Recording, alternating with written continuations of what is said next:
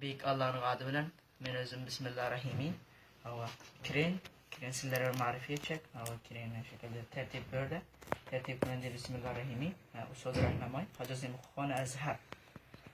Bu avvaldan geliyoruz ki birincimiz böyle var. Böyle ikincimiz iki tarafa ayrılışını görüyor. Biz burada alanımızın son iki taraf ayırabiliyoruz. Hava. Mesela ara bu tarafa ayrılmayı. Şimdi bu tarafa. O da kadar. Olunca.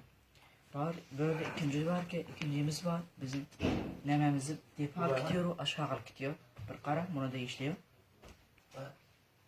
Mana.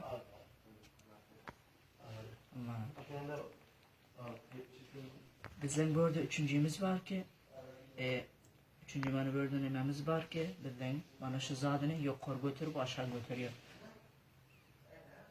Kara gördünüz mü? Mana. Bizim orada dördüncümüz var ki ağzını açıp dinletiyor. Mesela ben böyle gördün mü?